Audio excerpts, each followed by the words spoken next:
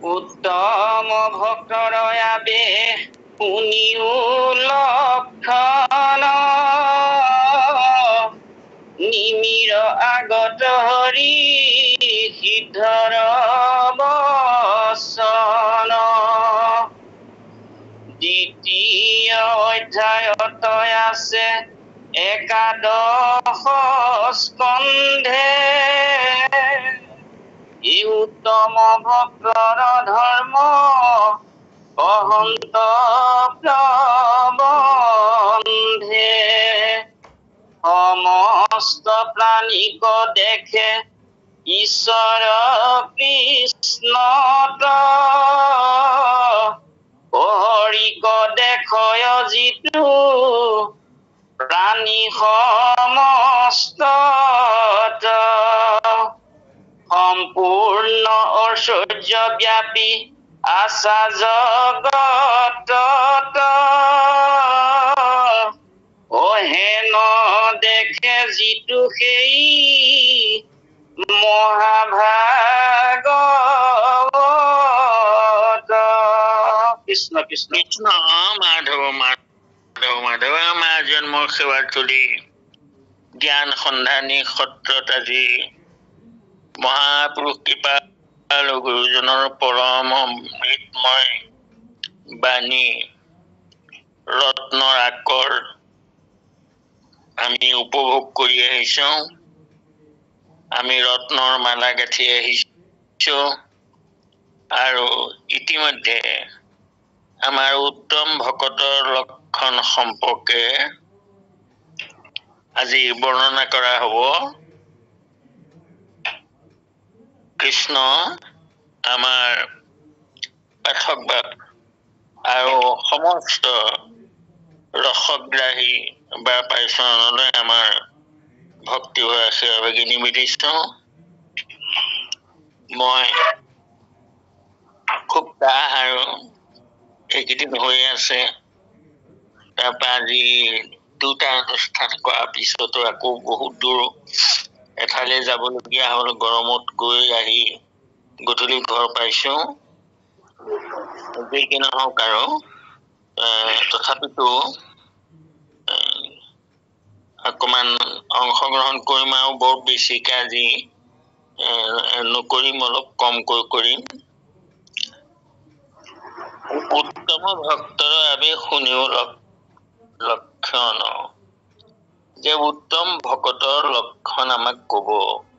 নিমিৰ আগত হবি সিদ্ধৰ বচন এই কবি হবি অন্তৰিক এইসকল নজন সিদ্ধ এয়া হবি সিদ্ধই কব। নিমিৰ যাৰ আগত কৈছে, তাৰমানে কৈছিল আৰু আমাক গুৰুজনে এতিয়া আমাক কৈছে কথাটো তেওঁলোকৰ মুখেৰে। ক'ত আছে কথাটো? দ্বিতীয় অধ্যায়ত আছে একাদশ স্কন্ধে। একাদশ স্কন্ধৰ দ্বিতীয় অধ্যায়ত আছে উত্তম ভক্তৰ ধৰ্ম কহন্ত প্ৰবন্ধে। খুব সুন্দৰকৈ তাৰমানে প্ৰবন্ধে কৈছে, অৰ্থাৎ যত্ন কৰি আমাক কৈছে। ক'ৰ পৰা আনি কৈছে, তাৰমানে প্ৰবন্ধ কৰি আমাক কৈছে উত্তম ভক্তৰ লক্ষণ। কোনে কৈছে? হবি সিদ্ধই কৈছে। তাক কৈছে নিমিৰ যাক। ক'ত পোৱা যাব বস্তুটো? একাদশ স্কন্ধৰ দ্বিতীয় অধ্যায়ত। আমি তাত এতিয়া বিচাৰিলে আমি এই কথাটো পাম। অধ্যায়ত দ্বিতীয় অধ্যায়ত সমস্ত প্ৰাণীক দেখে ঈশ্বৰ কৃষ্ণত। এই জগতখনত যিমান প্ৰাণী আছে, প্ৰাণী মানে প্ৰাণ, প্ৰাণ থকা যিসকল আছে সকলোকে প্ৰাণী বুলি কয়। আৰু সমস্ত প্ৰাণীক ঈশ্বৰতে যিজনে দেখা পায়, হৰিক দেখয় যিটো প্ৰাণী সমস্তত। আকৌ সেই প্ৰাণী সমস্তটো ঈশ্বৰকহে মাত্ৰ দেখা পায় যিজনে উত্তম ভক্তৰ ধৰ্ম কৃষ্ণ কৃষ্ণ কৃষ্ণ হয় হৰিক দেখৰ যিটো প্ৰাণী সমষ্টিত সম্পূৰ্ণ ঐশ্বৰ্যে ব্যাপী আছা জগতত হেন দেখে যিটো সেই মহাভাগৱত সেইজন মহাভাগৱত বুলি কয় কি কোনজন যিজনে জগতখন সমস্ত জগতৰ সমস্ত প্ৰাণী প্ৰভু ভগৱন্ততে আছে বুলি বিশ্বৰূপটো দৰ্শন কৰে অৰ্থাৎ যি দেখিছো যি শুনিছো আমি এইবোৰ সব ভগৱান ঈশ্বৰ আকৌ সেই ৰূপবোৰত তাৰমানে ভিন্নতা নেদেখে ঈশ্বৰৰ ৰূপটোহে দেখে তেওঁলোকৰ ভিতৰতো যিজনে আৰু কি কৰে সমস্ত ঐশ্বৰ্য ব্যাপী আশা জগতত যে ভগৱন্ত সমস্ত ঐশ্বৰ্য ৰূপে ব্যাপক হৈ আছে জগতত এতিয়া ঐশ্বৰ্য মানে কি অষ্ট ঐশ্বৰ্য বুলি কোৱা হয় কিন্তু আমাৰ মহাপুৰুষৰ মতে সেইবোৰ ঐশ্বৰ্যৰ ওপৰৰ ঐশ্বৰ্য একমাত্ৰ প্ৰভু ভগৱন্তহে ভগ শব্দই ঐশ্বৰ্যক বুজায় এই জগতখন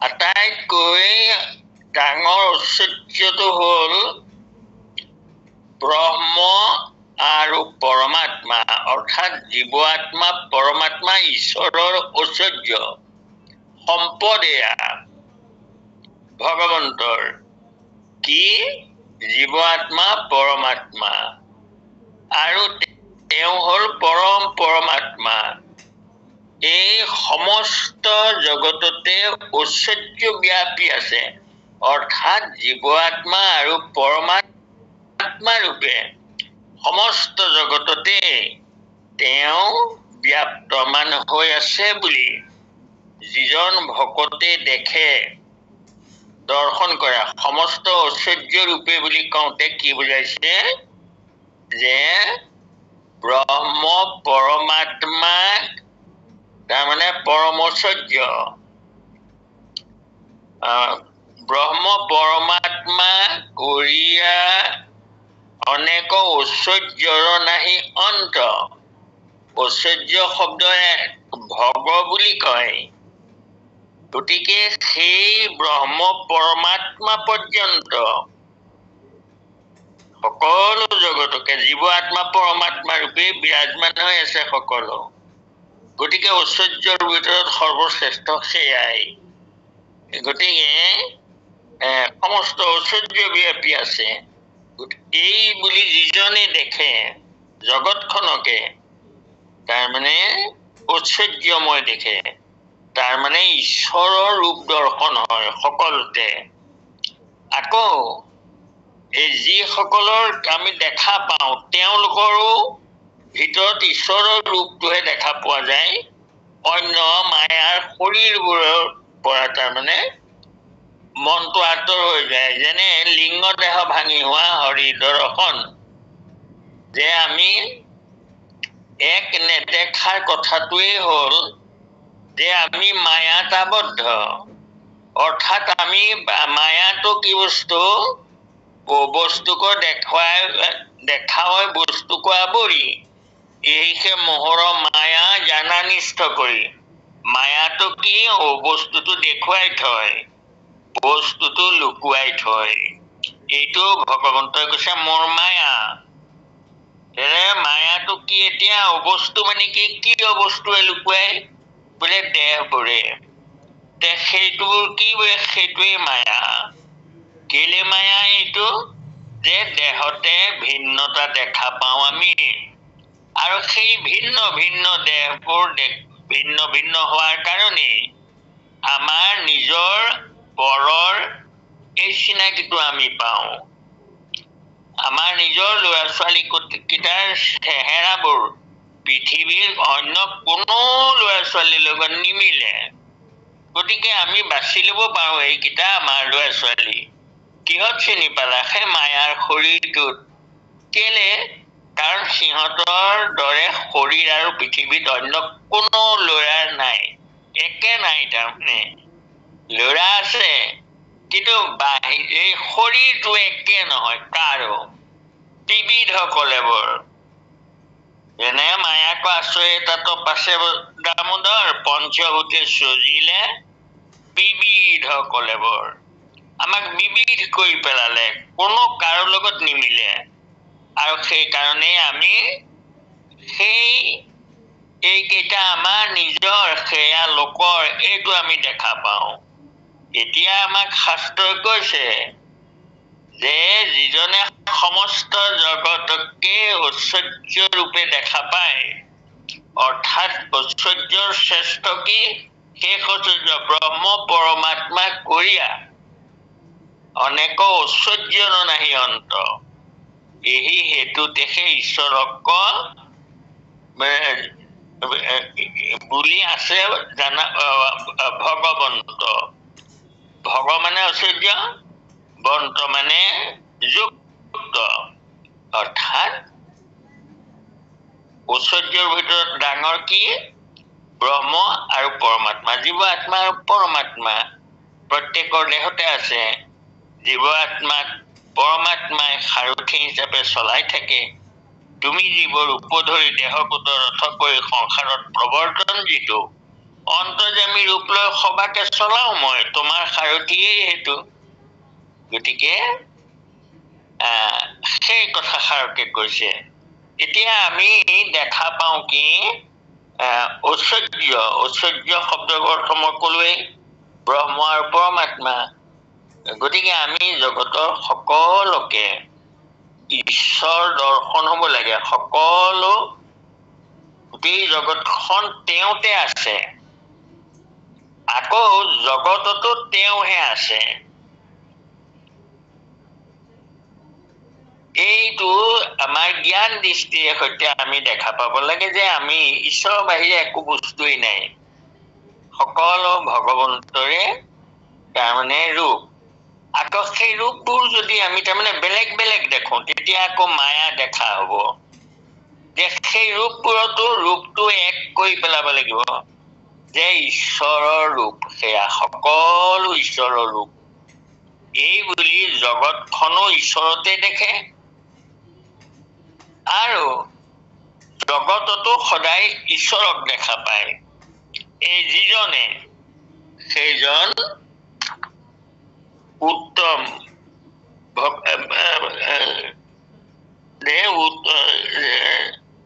হেন দেখে যিটো সেই মহাভাগৱত, সেইজনক মহাভাগৱত বুলি কয়। কোনজনক কয়? মই আকৌ কৈছো, সমস্ত প্ৰাণীক দেখে ঈশ্বৰ কৃষ্ণত। ঈশ্বৰ কৃষ্ণই সমস্ত বিৰাট ৰূপ, এইটো সমস্ত প্ৰাণী ঈশ্বৰৰ হেৰিতে সোমাই আছে। ঈশ্বৰৰ তাৰমানে কুক্ষিত, ঈশ্বৰৰ গৰ্ভতে সোমাই আছে। আৰু সেই কথাষাৰ ব্ৰহ্মায়ো কৈছে স্তুতি কৰোতে, অগৰ্ভত থাকোঁতে উদৰত গালে পাৱে, তাৰ অপৰাধক নধৰে যেন মাৱে। বৃন্দাবনত স্তুতি কৰিছে ভগৱন্তক গোহৰণ কৰাৰ সময়ত, প্ৰভু মই তোমাক অন্ধ ভৰিলো, চক্ষু হেলা কৰিলো তোমাক, মই তোমাক হেলা কৰিলো, মই ভিন্ন ঈশ্বৰ মানিলো আপোনাক, মই তোমাক ভিন্ন ঈশ্বৰ মানিলো প্ৰভু, মোৰ মহা অপৰাধ হল। আৰু হলেও তুমি গৰ্ভত থাকন্তে উদৰত ঘালে পাৱে তাৰ অপৰাধক নধৰে যেন মাৱে মাকৰ গৰ্ভত থকা সন্তানটোৱে মাকক সদায় গুৰিয়াই থাকে ভৰিয়ে ঠেলি থাকে মাকে জানো সেই গৰ্ভৰ সন্তানটোৰ দোষ ধৰে তাৰ অপৰাধক নধৰে যেন মাৱে তোমাৰ কুক্ষিতে আছো যত সচৰাচৰ আমি চৰ অচৰ সকলো তোমাৰ ভিতৰতে সোমাই আছো নে ঈশ্বৰত জগত দেখা কয় সেইটোকে যে তেওঁৰ কুক্ষিতে গোটেই জগতখন সোমাই আছে তেওঁৰ গৰ্ভতে সেইজনে জগতক ঈশ্বৰত দেখা বুলি কয় সেইজন আৰু গতিকে তোমাৰ গৰ্ভতে সোমাই আছো গতিকে মাকক গৰ্ভত থকা শিশুৱে আঘাত কৰিলেও দোষ নধৰে তুমিও মোক সেইমতে অপৰাধ নধৰিবা এই বুলি ব্ৰহ্মাই স্তুতি কৰিছিলে সেইটোকে কৈছে সমস্ত প্ৰাণীক দেখে ঈশ্বৰ কৃষ্ণত ঈশ্বৰ কৃষ্ণৰ গৰ্ভতে যে গোটেই জগতখন সোমাই আছে এয়া আমি জ্ঞান দৃষ্টিৰে দেখিব লাগিব এতিয়া আমি আকৌ জ্ঞান দৃষ্টিৰে চাবলৈ হলে দেহবোৰে বদলি কৰি পেলাই নহয় আমি দেহবোৰে অবস্তুক দেখা হয় বস্তু কোৱা বই বস্তুটো নেদেখো বস্তুটো দেখো এতিয়া আমাক এই জ্ঞান দিছে যে লিংগ দেহ সেই দেহবোৰ ভাঙি পেলাবা গছজোপাটো ঈশ্বৰৰ ৰূপটোহে দেখিবা জীৱ জন্তু সমস্তকে ঈশ্বৰৰ ৰূপ দেখিবা আৰু সেইবোৰো ঈশ্বৰৰ গৰ্ভতে সোমাই আছে বুলি ধৰি ল'বা যিজনে ধৰি ল'ব পাৰে আমি কেনেকৈ পাৰিম কিন্তু যিজনে পাৰে সেইজন বোলে জানা মহাভাগৱত কৃষ্ণ হ'ব বাপ কৃষ্ণ কৃষ্ণ নিমৰ জিলা চিত যাৰ কৃষ্ণ চৰণত ও দেখে বিষ্ণু ৰেখে মায়া সমস্তে জগত ইন্দ্ৰিয়ৰ ভোগক আকৰ্ষণ কৰয় দেখো নকৰয় যদি আপুনি মিলয় যদি বা কৰয় ভোগ জানে মায়াময় উত্তম ভকত এহি জানিবা নিশ্চয় জনম মৰণ শ্ৰম বুধা তৃষ্ণা ভয় দেহ ইন্দ্ৰি প্ৰাণ বুদ্ধি মনৰ হয় এয়া মহাভাগৱতৰ লক্ষণৰ কথা সেয়া কলে আৰু দ্বিতীয়ত কৈছে নিমজিলা চিত্ত যাৰ কৃষ্ণ চৰণত যাৰ চিত্ত সদায় কৃষ্ণৰ চৰণতে নিমজি গল আমাৰ দৰে নহয় চেলেং পেটেং নহয় একেবাৰে কৃষ্ণ চৰণত যাৰ চিত্ত সদায় নিমজি থাকে দেখে বিষ্ণু ৰেখে মায়া সমস্তে জগত আৰু এই জগতখন বিষ্ণুৱে মায়া কি কৰে যে মায়া কৰি পেলাই এইবোৰ দেহবোৰ সাজি পেলাই তাৰ ভিতৰত তেওঁ লুকাই আছে আমি দেহবোৰ দেখো বেলেগ বেলেগ গতিকে সেই বেলেগ বেলেগ দেখুৱাটোৱেই তেওঁ মায়া আৰু আমি সেই বেলেগেই দেখি থাকো কিন্তু ভকতে সেইটো নেদেখে কাৰণ বুজি পায় এইবোৰ মায়াৰ শৰীৰ এই শৰীৰটো তেওঁ নহয় এই বুলি ভকতে ধৰি লয় দেখে বিষ্ণু ৰেখে মায়া সমস্তে জগত এই জগতখনে ভগৱন্তৰ মায়াৰে সৃষ্টি কৰিছে দেখা দেহবোৰ তাৰমানে একেশ্বৰে থাকি মই কৰো কোন কাজ শৰীৰৰ পৰা মহামায়া কইলা বাজ একেশ্বৰে থাকি আনন্দ নাপালে মই নিজে বহু হৈ যাম, গৈ মই নিজে নিজৰ লগত খেলা কৰিম। এই বুলি এতিয়া খেলা কৰিবলৈতো দেহৰ দৰকাৰ হ'ল। গতিকে দেহৰ দৰকাৰ হলে কি কৰা হ'ল, মায়াটো আগ ধৰি উলিয়াই ললে প্ৰকৃতি। কেলে মায়াৰ হাতত কৰাও জগত প্ৰকাশ। সেই মায়া পঞ্চভৌতিক দেহবোৰে, মায়া মানে পঞ্চভূত, আৰু সেই পঞ্চভূতৰ দেহবোৰ বিবিধ কৰি পেলাই বনোৱাই পেলালে। গতিকে সেইটোকে কয় মায়া। এতিয়া আমাক কি কলে, নিমজিলা চিত্তধাৰ কৃষ্ণচৰণত দেখে বিষ্ণু ৰেখে মায়া সমস্ত জগত। সেই জগতখনৰ বেলেগ বেলেগ ৰূপ দেখাটো ঈশ্বৰৰ মায়া। গতিকে তাক দেখিব নালাগে, ভিতৰলৈ চাব লাগে, ভিতৰত ঈশ্বৰকহে দেখা পাব লাগে। তাত আত্মাটো দেখিব লাগে, দেহটো দেখিব নালাগে। ইন্দ্ৰিয়ৰ ভোগক আক্ৰোশ নকৰয়। ইন্দ্ৰিয়ৰ ভোগত তেওঁ কোনো আক্ৰোশ নাই, হেঁপাহ নাই, দেশো নকৰয় যদি আপুনি মিলয়। আকৌ নিজে নিজে আহি যিবা মিলে তাতে হয় সন্তোষিত মন। যেহি পাওঁ তাতে হয় সন্তোষিত মন। যি আছে ঈশ্বৰে যি মিলাইছে তাতে যিজন সন্তোষ হয়। তাৰমানে আক্ৰোশ নকৰে, বৰ হেঁপাহ নকৰে বস্তুটো পাবলৈ। আৰু যিটো মিলে সেইটো ঈশ্বৰৰ ইচ্ছাতে মিলিছে বুলি তেওঁ গ্ৰহণ কৰে, দেশো নকৰে। আৰু যদিবা কৰয় ভোগ জানে মায়াময়, যদিও ভোগ কৰে, তাৰমানে আমি যিমানবোৰ খোৱা বোৱা কৰো সেইবোৰে আমাৰ দেহটোহে, দেহৰ শক্তিহে বঢ়ায়, আত্মাৰ শক্তি নবঢ়ায়। সেইকাৰণে কৈছে মায়াময় এইবোৰ, মায়াৰ দেহটোহে সজাই পৰাই আমি খোৱা বস্তুবোৰে। উত্তম ভকত এই জানিবা নিশ্চয়। যিজনে জানে যে এইবোৰ মই খোৱা বোৱা এইবোৰো দেহৰ কাৰণে খাইছো, আত্মাৰ কাৰণে নহয়, আত্মাৰ আহাৰ সুকীয়া, সেইজনে কি কৰে, উত্তম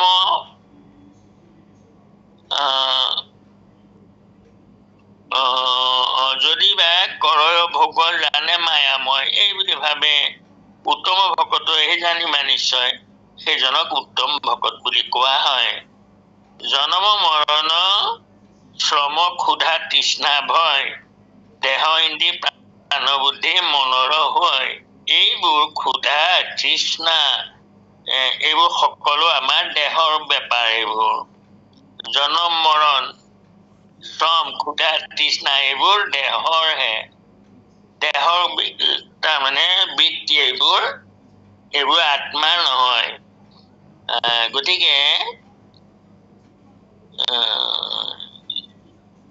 মন দেহ প্ৰাণ বুদ্ধি মনৰ হয়, এইবোৰ আমাৰ মনৰহে। কৃষ্ণ এইবোৰ প্ৰাণৰ ইয়াত সম্পৰ্ক নাই। দেহৰ লগত প্ৰাণৰ মমতা, তাৰমানে দেহৰ মমতাটো প্ৰাণলে লৈ যাব লাগে, আৰু মমতাটো দেহৰ মমতাটো প্ৰাণ থকালৈকেহে থাকে।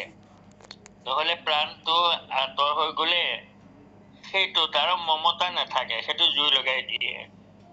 গতিকে সেইকাৰণে মমতা যি দি আছে তেওঁক দেখা পাব লাগে দেহটোত, এইটোৱে পৰমাৰ্থ কথা। কৃষ্ণ কৃষ্ণ। সংসাৰ ধৰ্ম ইটো মোৰনো কয়, এহি মনে মানি সদা হৰি উচ্চাৰয়। ৰাম নুগুচে নেকো হৰি স্মৰণ মনত, অজানিবা কেইজন পৰম ভকত। কৰিলে একে কৃষ্ণ দেৱক আশ্ৰয়, কাম্য কৰ্ম বাসনা চিত্ততনু পজয়।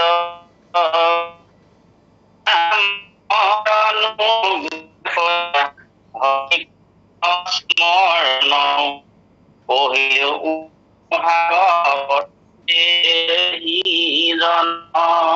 কৃষ্ণ কৃষ্ণ। কৃষ্ণ হয় সংসাৰৰ ধৰ্ম ইটো মোৰ নুহি কয়। অৰ্থাৎ এই যে মানুহ চলি আছে, সংসাৰখন তেনেকৈ চলি থাকে, আৰু এই ধৰ্ম আমাৰ যিবোৰ আমি দেখুৱাইছো এইবোৰ মায়াময়, সম্পৰ্কবোৰো আমাৰ মায়াময়। গতিকে এহি মনে মানি সদা হৰি ঈশ্বৰ উচ্চাৰণ। এই কথাটো ভাবিলো সদায় যিজনে ঈশ্বৰৰ নাম লৈ থাকে নুগুচে ক্ষণেকো হৰি স্মৰণ মনত, ক্ষণেকো নেৰে হৰি স্মৰণ কৰি থাকে। কেনেকৈ? হৰিক সততে স্মৰা প্ৰজা, সমস্ত পুণ্যৰ ঋষে ৰাজা। হৰি সুমৰিলে সিজয় পুণ্য কিংকৰ। সততে স্মৰণ কৰিব লাগে ঈশ্বৰক। আমি কৰো নে নকৰো? নপাহৰিবা কদাচিত, শুনা কথা ইটো বিপৰীত। হৰি পাহৰিলে সিজে পাপ নিৰন্তৰ। আমি ভয় কৰো নে নকৰো? এতিয়া যে হৰি পাহৰিলে পাপ আহিব আমালৈ, আৰু যদি পাহৰি যাওঁ তেনে আমি পাপকেই মাতি আছো। আৰু যদি হৰি সুমৰি যাওঁ তেতিয়া হৰিয়েই থাকিব আমাৰ লগত।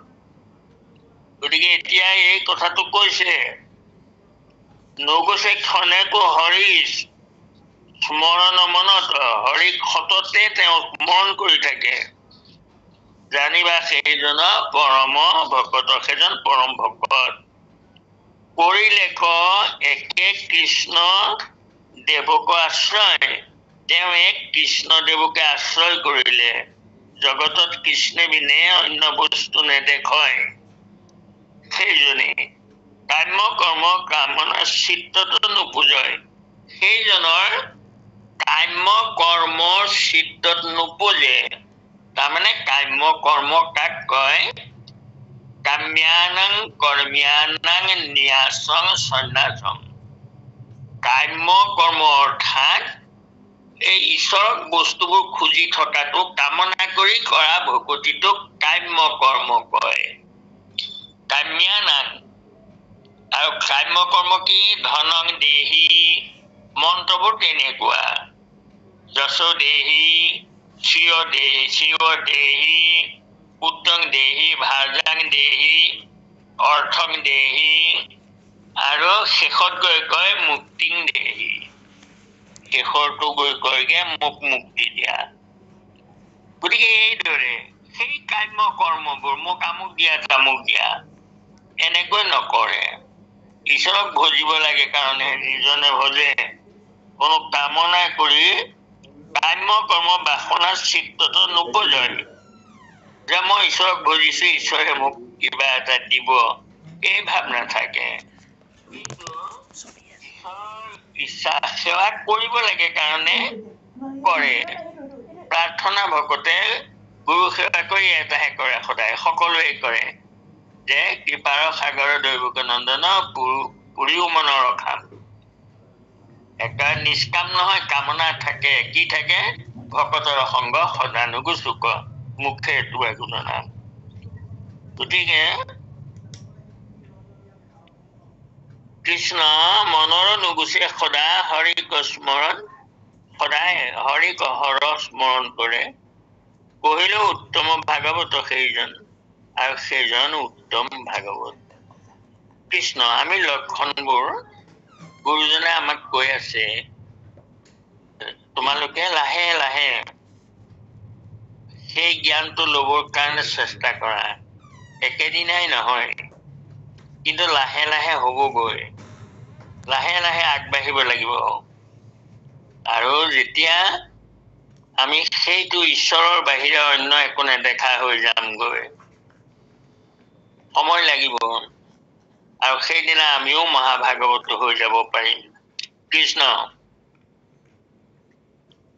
কৃষ্ণ।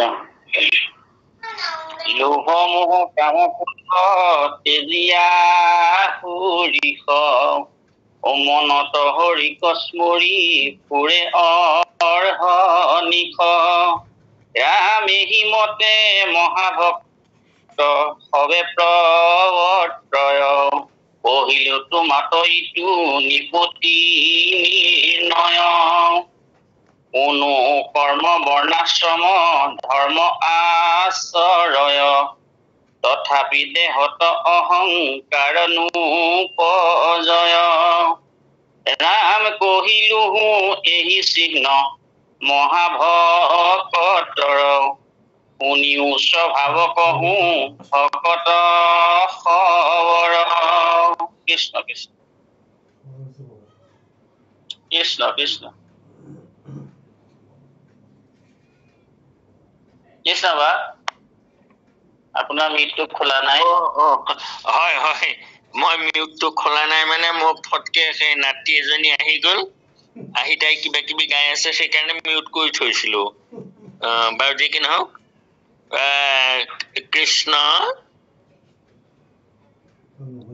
লোভ মোহ কামৰ ক্ৰোধ তেজিয়া হৰিষ যে কাম ক্ৰোধ লোভ মোহ আৰু আনন্দ এইবোৰো তাৰমানে তেওঁ ত্যাগ কৰে মনত হৰিক স্মৰি ফুৰে অহৰ্নিশে দিনে ৰাতিয়ে মাত্ৰ হৰিক সোঁৱৰণ কৰে এইমতে মহাভক্ত সবে প্ৰৱৰ্তয় মহাভকত সকলে তেনেকৈ প্ৰৱৰ্তন কৰে কহিলো তোমাতো এইটো নিপতি নিৰ্ণয় যে সেই নিপতি নিমি এয়া মই ভকতৰ নিৰ্ণয়ৰ কথা তোমাক কলো কোনো কৰ্ম বৰ্ণাশ্ৰম ধৰ্ম আশ্ৰয় কোনোবাই কৰ্ম কৰে কোনোবাই বৰ্ণাশ্ৰম ধৰ্ম আচৰণ কৰে তথাপি দেহত অহংকাৰ নোপোজয় মই কৰিছো এই ভাৱটো নোপোজে তাৰমানে সেইটো নিবন্ধিত ধৰ্ম মানুহে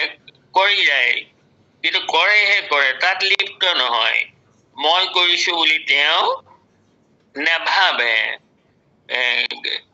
ভকত সকলে কেনেকৈ নাভাবে নৈব কিঞ্চিত কৰোমিতি যুক্তো মই নেতৃত্ববিত যেনেকৈ পৈচন চিনন অস্নন গৃহণন অৰ্চন গচ্ছন চপন শোচন যেনেকৈ আমাৰ ইন্দ্ৰিয় বৃত্তিবোৰ নিজে নিজে চলি থাকে চকুৰ টিপটাপ কৰাটো নাকৰ উশাহ লোৱাটো কাণৰ শুনাটো ভৰিৰ যোৱাটো এইবোৰ যেনেকে নিয়মিত চলি থাকে উশাহ লোৱাটো আমিতো লওঁ বুলি কোনেও উশাহ নলওঁ আমাৰ চকুৰ টিপটাপটো কোনেও কৰো বুলি নকৰো আৰু ঠিক তেনেকৈ আমাৰ অনুভূতিবোৰ আমি বহি আছো এতিয়া এই কথাত আমি মন দি আছো কিন্তু আমাৰ কোনোবা ঠাইত যদি খজুৱাইছে হাতটো নিজে গৈ পেলাই তাত তাৰমানে খজুৱাই থাকিব কিন্তু মনটো তালৈ নাযায় ইন্দ্ৰিয়ৰ কাম ইন্দ্ৰিয় কৰি থাকে তাৰমানে ইন্দ্ৰিয়াৰ ঠেচু গণতন্ত্ৰ ইন্দ্ৰিয়ৰ কাম কৰি থাকিব সন্ত সকলে তালৈ মনটো নিদিয়ে নিদি পেলাই সেইকাৰণে তেওঁলোকে কৰি পেলাইও নকৰা হৈ যায় নিৰ্লিপ্ত অৰ্থাৎ লিপ্ত নহয় যেনেকৈ তেওঁলোকে কৰ্মত অকৰ্ম দেখে আকৌ অকৰ্মতো কৰ্ম দেখে সেয়া কৰ্ম অকৰ্ম বিকৰ্ম বুলি যে আছে তিনিটা কৰ্মত অকৰ্ম দেখে তাৰমানে কি অকৰ্ম দেখে মানে কি যে কৰ্ম চলি আছে উশাহ চলি আছে চকুৱে দেখি আছে কাণেৰে শুনি আছে কিন্তু সেইবোৰ মই কৰা নাই তাৰমানে নিজে অকৰ্ম হৈ গৈছে মই কৰা নাই তেতিয়া আকৌ অকৰ্মত কৰ্ম দেখে কেনেকে দেখে মই কৰা নাই কিন্তু চলিটো আছে আছে কোনে কৈছে ঈশ্বৰে কৈছে সেইটো অকৰ্মত কৰ্ম দেখা মই কৰা নাই কিন্তু কামটো চলি আছে যদি চলি আছে কোনে কৰিছে ঈশ্বৰে কৰিছে সেইটো তাৰমানে কৰ্মত অকৰ্ম হৈ গল তেনেকুৱা কথাটো গতিকে সেয়া আমাক কি বুলি কলে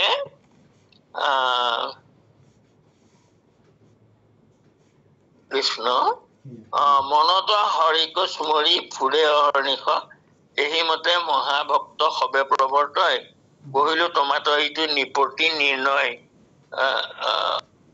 হয়নে বাপ কোনখিনিত পঢ়িছিলে আপুনি কৃষ্ণ হয় হয় হয়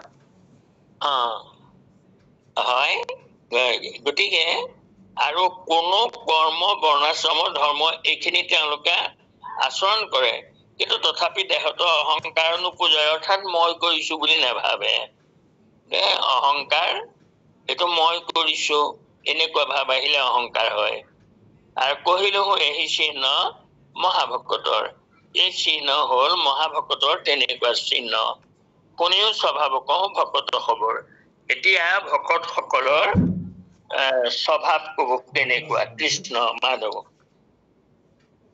কৃষ্ণ কৃষ্ণ সমস্ত ভূততে সম শান্ত সৰ্বদায় ধনে জনে আত্মপৰ ভেদ বুদ্ধি নায় ৰাম সমস্তৰে একে আত্মা মানয় মনত এহি জন জানিবাহা উত্তম ভাগৱত লব্ধ নিমিষাধ্য কৃষ্ণ চৰণ ভকতি এৰিলে এতেকে পাৱে তলৈক্য সম্প্ৰতি ৰাম প্ৰভু হৰি পদ সেৱা ধনে ৰয় জানে হৰি ভক্তি বিনে সাৰ নাহি কয় হয় এয়া ইমান সুন্দৰ এয়াই পৰমাৰ্থ কথা সমস্ত ভূততে সম শান্ত সৰ্বদাই সমস্ত প্ৰাণী সম দেখে সকলো একেই সকলোতে ঈশ্বৰ আছে ধনে জনে আত্মপৰভেদ বুদ্ধি নাই যে ধন জনত তাৰমানে এয়া মোৰ ধন এয়া মুকৰ ধন এনেকৈ ধন জনত মোৰ বুদ্ধি নাই আত্মবুদ্ধি নাই ভেদ বুদ্ধি নাই সমস্তৰে একে আত্মা মানৱ মনত সকলোৰে আত্মা একে এই বুলি যিজনে ভাবে সেইজন জানিবাহা উত্তম ভাগৱত সেইজন জানিবাহা উত্তম ভাগৱত সেইজনো উত্তম ভাগৱত এতিয়া কথা হল এইটো যে ধন জন আত্মপৰ ভেদ বুদ্ধি নাই এইটো কেনেকৈ হয় তাৰমানে কথাটো কি কৈছে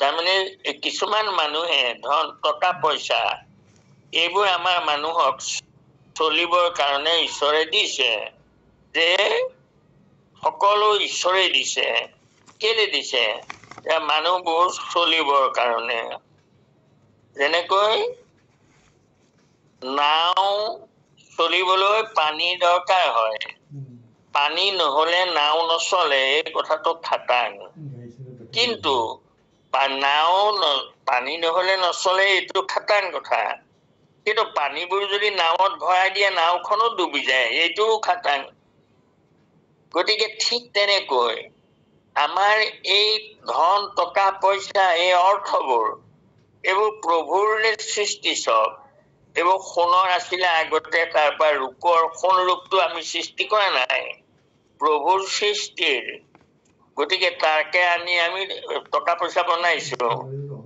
ৰূপ তাম ইত্যাদি এইবোৰ আৰু নানা মুদ্ৰা তৈয়াৰ কৰা হয় আৰু সেই মুদ্ৰাবোৰ তাৰমানে তৈয়াৰ কৰিছো আমি আৰু তৈয়াৰ কৰি আৰু সেইবোৰ গোসাঁইয়ে কৈছে সৰ্বজন হিতায় সকল চলিবলৈহে দিছো অৰ্থ তোমালোকে ধন কাৰো নহয় আৰু সকলোৰে গতিকে তেন ত্যক্তেন ভুঞ্জিতা তোমালোকে সত্যটো ত্যাগ কৰি পেলাই ভুঞ্জা অৰ্থাৎ তোমাৰ ধন তুমি ভুঞ্জা তাৰ ভোগটো তুমি খোৱা কিন্তু তুমি সেই ধনটো আনকো চলাব ধনৰ কাম হল পৰৰ উপকাৰ কৰিবলৈ ধন সকলোৰে উপকাৰ কৰিব তোমাৰে নহয় তাৰমানে অৰ্থটো কেনেকুৱা হয় চাব ধৰক মই মোৰ পেঞ্চন পাওঁ মই মোৰ পেঞ্চনৰ পইচাখিনি আনি পেলাই মই আমাৰ আইগৰাকীক দিলো এয়া আমাৰ পইচা থৈ দিয়াচোন তাৰপিছত তেওঁ আকৌ থলে তেওঁ কোনোবাই সুধিলে ছাৰে কি দিছিলেনো বোলে আমাৰ পেঞ্চনৰ পইচা এনেকৈ কৈ দিলে আমাৰ বুলি ক'লে তেওঁ। হয়ো কথাটো আমাৰ পেঞ্চনৰ পইচা আমাৰ আৰু সেয়া এই বুলি ক'লো। তাৰপিছত পিছদিনাই মই আকৌ তেওঁক ক'লো যে দিয়াচোন ঘৰ অকমান বনাই আছো, ৰড চিমেণ্ট আনিব লাগে, পইচাটো উলিয়াই দিয়া। আৰু তেওঁ পইচাখিনি উলিয়াই দিলে, মই লৈ গ'লো। লৈ গৈ পেলাই আকৌ কোনোবা দোকানী এটাক দি ল'ব পাৰো, ৰড চিমেণ্টৰ দৰকাৰ, মোৰ এয়া পইচা ৰাখ আৰু সেইখিনি তাৰমানে মোৰ ঘৰত পেলাই দিবি। সি সেয়া মোলৈ লৈ আহিলে আৰু সেই ধনৰ টোপোলাটো নি পেলাই তাৰ মানুহগৰাকীক দিলে, ক'লে আমাৰ থৈ দিয়া। তাই তাৰমানে থৈ দিলে। আৰু আকৌ তাৰ দুদিনৰ পিছতে সি আকৌ সেই পইচাখিনি কোনোবা এজন য'ৰ পৰা হ'লচেলাৰ থাকে তালৈ দি দিলে। সেই মানুহটোৱে আকৌ সেই একেখিনি ধনকে তাৰ আইগৰাকীক দি ক'লে আমাৰ। এতিয়া আমি চিন্তা কৰোচোন, একেখিনি 10,000 টকীয়া থাক একেটা থাকেই, তাৰমানে দুদিন মোৰ হ'ল। তাৰপিছত সি তাৰ মোৰ হৈ মোক তাৰ বিনিময় দি দিলে। কাৰণ মই 10,000 টকাৰ বস্তু লাগে, মই বস্তু লৈ আহিলো, পইচাটো তাক দি দিলো, যিটোৱে দিলে সেয়া তাৰ হৈ গ'ল। আকৌ সিওতো তাৰ ধনটো সোমাই থলে নহব, বেপাৰ চলাব লাগিব। সি আকৌ কোনোবা এটাক দি দিলে, তাৰমানে তাৰ প্ৰয়োজনটো দিলে দি আকৌ ওলাই গ'ল। এনেকে ধনে প্ৰত্যেকৰ প্ৰয়োজন সাধিব। কিন্তু সেই ধনটো যদি আগৰ দিনত মানুহে ধনবোৰ পুতি থৈছিলে, সোণৰ মুদ্ৰা, ৰূপৰ মুদ্ৰা, এইবোৰ কলহত ভৰাই পুতি থয়। সেইকাৰণে কোৱা হয় যাৱৎ ভ্ৰিয়েত যথৰং, তোমালোকক খাই বৈ জীয়াই থাকিবলৈ যিখিনি পইচাৰ প্ৰয়োজন, কাৰণ তুমিয়ে জীয়াই থাকিব নালাগে নহয়, সেই পইচাৰে আনকো জীয়াব। গতিকে আজি তোমাক সি তাৰ বিনিময় দিলে, ওলাই গ'ল, তুমি এইটো ভোগটো পালাই তাৰ। আকৌ এই পুতি থলে সেই পইচাটো তাৰমানে নিজেও নেখালা আৰু আনকো বঞ্চিত কৰিলা সেয়া টকাৰ পৰা। গতিকে তেতিয়া সেইজন বোলে চোৰ বুলি কৈছে। প্ৰয়োজনতকৈ অধিক যি বাকচত ভৰাই থৈ দিয়ে, পুতি থয়, সেইবোৰ চোৰ। কেলে? সিহঁতে 1000 জনক সেই টকাৰ সেৱাৰ পৰা বঞ্চিত কৰিছে। কাৰণ একেখিনি টকাই মোৰো হব, আপোনাৰো হব, তেওঁৰো হব, মোহটো এৰি দিব নালাগে, মোহটো এৰি দিয়ক আৰু তাৰ বিনিময়টো লৈ পেলাই আপুনি সন্তুষ্ট হওক। গতিকে সেই কথাষাৰকে ভাগৱতে কয় আমাৰ। গতিকে এই যে ক'লে, এতিয়া আমি কি বুলি কলো, জানে হৰি ধনে জনে আত্মপৰ ভেদ বুদ্ধি নাই। তাৰমানে ধন জন এইবোৰ কাৰ, এয়া সকলোৰে। মই ধন যদি হৈছে সেয়া মোৰো আৰু সেই ধন আনৰো। ধনে বিনিময় দিব, গুচি যাব। আৰু আত্মপৰভেদ নাই, মোৰ এয়া তেওঁৰ, এনেকুৱা পাৰ্থক্য নাই। আৰু সেইজন জানিবা উত্তম, সেইজন উত্তম। ভাগৱত কৃষ্ণ আৰু তলকোত গৈছিলে, গৈছিলে নেকি? লৱ নিমিষাৰ্ধ কৃষ্ণ চৰণ ভকতি। লৱ নিমিষাৰ্ধ, এই লৱলেখ বুলি কয়, সেইটো এটা সৰু যেনিবা সংখ্যা। নিমিষাৰ্ধ, 1 নিমিষৰ আধা। নিমিষাৰ্ধ 1 লৱ, নিমিষাৰ্ধ সময় বুলি কৈছে। তাৰমানে আমি চকুটো যে টিপ মাৰোতে কিমান সময় লয়, সেইটো নিমেষ কয়, তাৰো আধা। কৃষ্ণৰ চৰণৰ ভকতি এৰিলে 1 নিমিষ মই ঈশ্বৰৰ নাম নলওঁ, এতেকে পাৱে ত্ৰৈলোক্য সম্পত্তি, ত্ৰিলোকৰ সম্পত্তি আহি যাব। 1 নিমিষ তুমি ঈশ্বৰৰ নাম নলবা, ত্ৰৈলোক্যৰ সম্পত্তি পাবা। তভ হৰিপদ সেৱা ক্ষণাৰ্ধ নেৰয়, ত্ৰৈলোক্য সম্পত্তি নালাগে, মই 1 ক্ষণ ঈশ্বৰৰ নাম নেৰো মোৰ মুখৰ পৰা। জানা হৰি জানে হৰি ভক্তি বিনে সাৰ নাহি কয়। যিজনে সেইজনে জানে যে ভক্তি ঈশ্বৰৰ চৰণৰ ভক্তিৰ বাহিৰে টকা পইচা এইবোৰ সাৰ নহয়। কৃষ্ণ কৃষ্ণ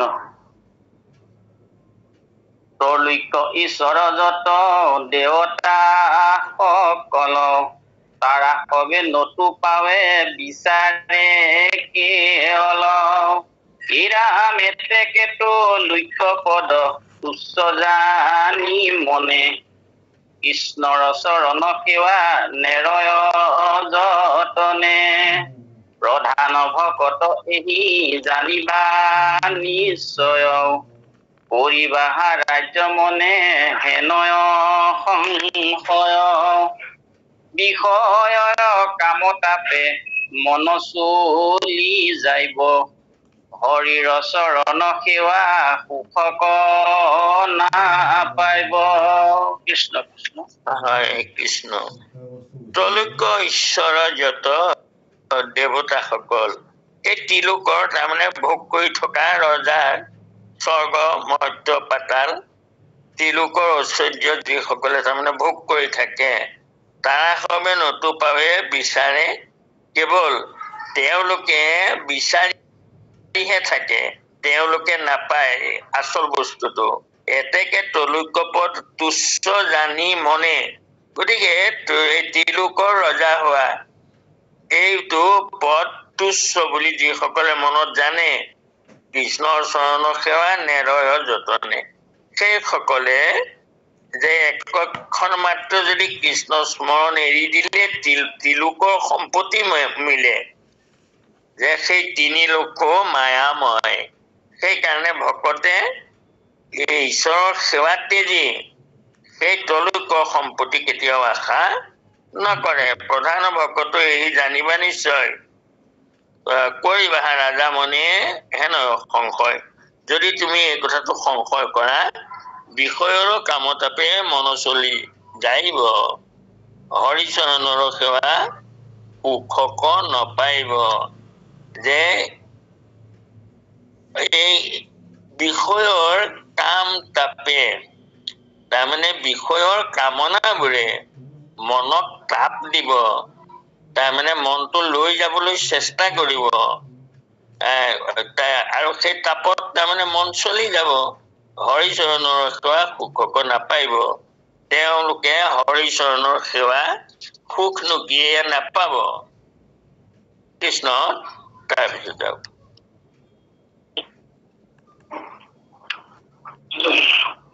শুনিওক সাধাৰে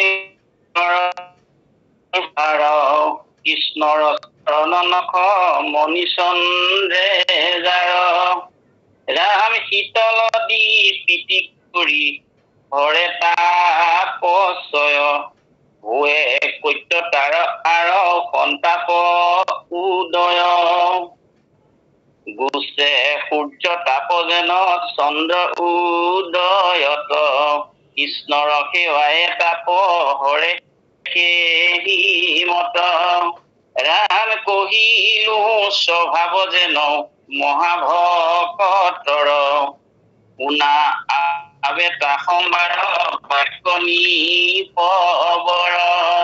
কৃষ্ণ হয় শুনিও সাৱধানে যে বিষয়ৰ কাম তাপে মন চলি যাব আৰু হৰিৰ চৰণ সেৱা সুখক নাপাইব তেতিয়া যেতিয়া বিষয় সকলে মন ঢপলিয়াব তেতিয়া হৰিৰ সেৱা সুখ নাপাব তেতিয়া ইয়াৰ উত্তৰ শুনা সাৱধানে শুনাচোন কৃষ্ণৰ চৰণ নখ মণি চন্দ্ৰে জাৰ অৰ্থাৎ এইটো উপমা দিছে যেনেকৈ হৰি ভক্তি ৰাজ মাৰ্গে গুৰু পদ নখ চন্দ্ৰ প্ৰকাশিত হৰি ভক্তি ৰাজে এই ৰাজমাৰ্গত গুৰুজন সেইফালে গৈ আছিলে অৰ্থাৎ সেইটো ৰাস্তাইদি গৈছে আৰু আমাক দেখুৱাই দিছে আৰু আমাক কোনটো পথ ল'বলৈ কৈছে শ্ৰুতয়ো বিভিন্ন বেদা বিভিন্ন বেদবোৰৰ বিভিন্ন মত শ্ৰুতিৰ বিভিন্ন মত ন এক মুনিৰ যস্য বচঃ প্ৰমাণম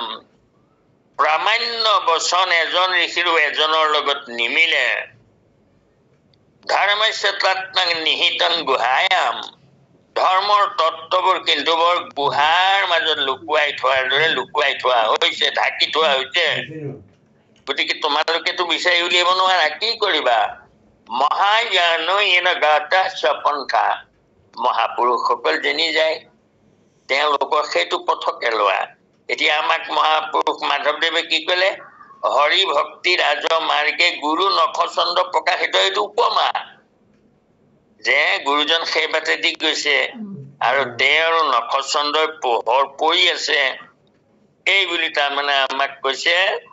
এতিয়া ইয়াত এই কথাষাৰকে কলে আমাক, শুনিও সাৱধানে উত্তৰ ইহাৰ, কৃষ্ণৰ চৰণ নখ মণি চন্দে যাৰ, তাৰমানে শীতলৰ দীপিতি কৰি হৰে তাপছয়, যিসকলৰ মনত এই দীপ্তি পোহৰটো পৰে তেওঁলোকৰ অন্তৰত তাপবোৰ গুচি যায়, অৰ্থাৎ ভকতি কৰি ঈশ্বৰৰ চৰণ সেৱা কৰি সুখ পায়, আনন্দ পায়।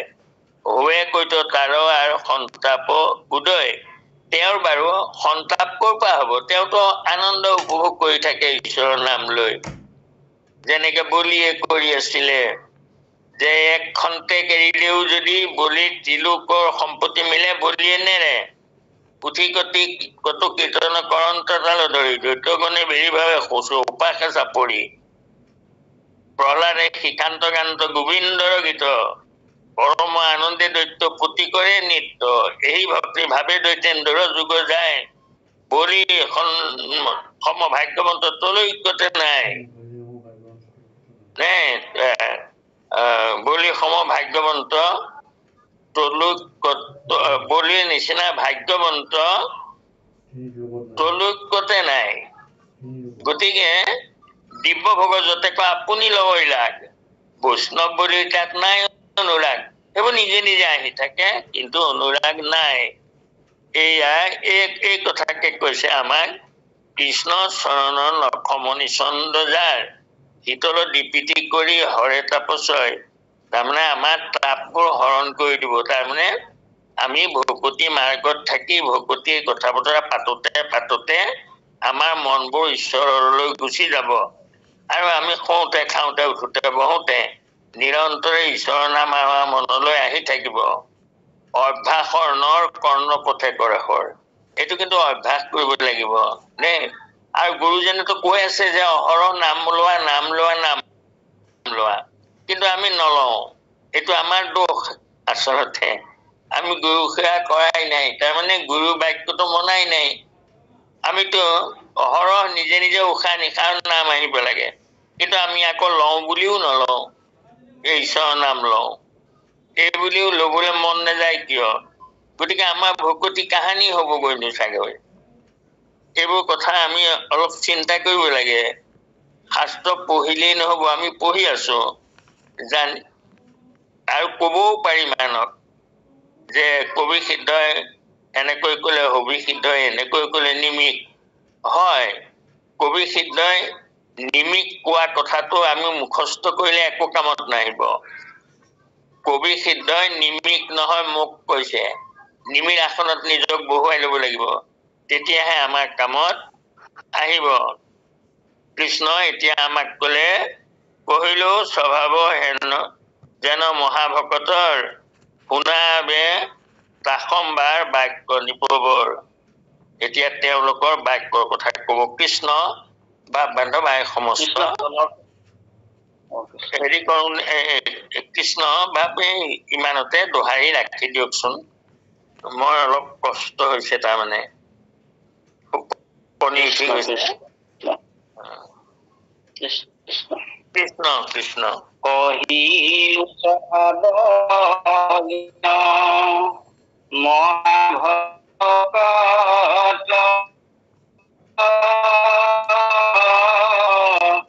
শুনাবে তাকৰ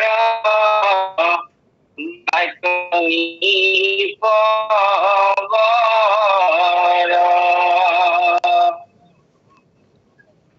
হৰি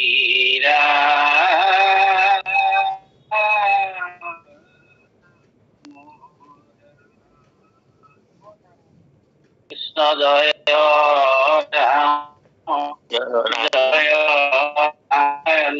জয় নাৰায়ণ জয় কৃষ্ণ জয় জগত হৰি হৰি হৰি ৰাম ৰাম